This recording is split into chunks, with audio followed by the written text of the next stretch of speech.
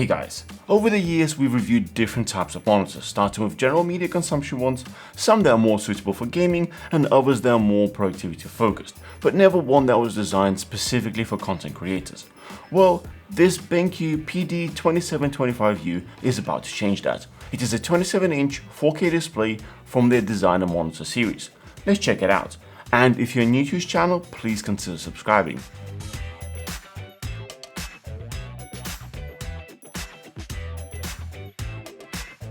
First, let's go over what you get in a box. There is of course the monitor stand, which consists of an arm and a base. The base is actually rather large, so it will take up a lot of space on your desk, but due to its shape and thin features, you can place things on it, so it's essentially not taking up any space at all, which is kinda nice. Cable-wise, we have one of each of the following: power, display to mini DisplayPort cable, USB Type-A to B, HDMI and Thunderbolt 3 cables. This monitor also comes paired with the Hotkey Puck G2, which features 6 buttons and a scroll wheel, more on that later on. To top all of this off, there's a quick start guide with a bunch of paperwork as well as individual calibration reports, which is a nice touch. On the back of the monitor we find 2 USB 3 ports, these are running at 5 gigabit speeds, USB upstream port as well as micro USB for the puck. There's also 2 HDMI 2.0 ports and mini display 1.4. We also have Thunderbolt 3 ports, which feature 65W power delivery, as well as Thunderbolt 3 out port, which has 15W power delivery.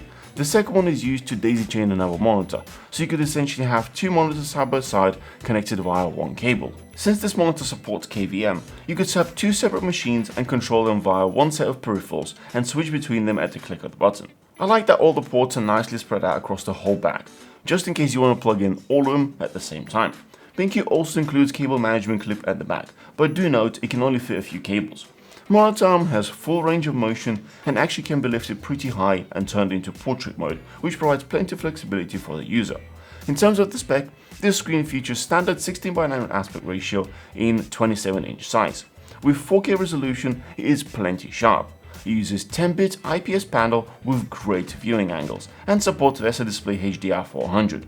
Like most monitors out there, it can run at max 60Hz refresh rate, but since it's more focused for professional work, it can also be set to run at different refresh rates, even as low as 23.98Hz. This monitor is advertised to have 100% sRGB color space coverage and 95% P3 coverage. The BenQ included calibration report states that color accuracy of this panel is an average delta E value of 1.35, which is really impressive, as anything under 3 is not really noticeable for most people and anything under 1 is basically perfect. We did our own test using Portrait Display's Calman color calibration software, and with out-of-the-box settings we found that it has 132% of BT709 color space coverage and just short of 89% coverage of DCI P3. In terms of color accuracy, at stock we have an average delta E value of 1.2 with maximum of 5.8 on red color. We also tested sRGB mode and found it was slightly less accurate at average delta E value of 1.8 and a maximum of 3.9. Both modes are good enough to use out of the box and far beyond most do-it-all monitors. But in professional environment, it is expected to calibrate the display on a regular basis. This will ensure maximum color accuracy at all times. The display comes with a few color modes built in. These include the aforementioned sRGB and Display P3, as well as special modes for CAD, where it improves contrast for better view of lines, animation, where it brightens up the dark areas to show detail, and dark room, where it adjusts brightness and contrast to be more usable in darkening location.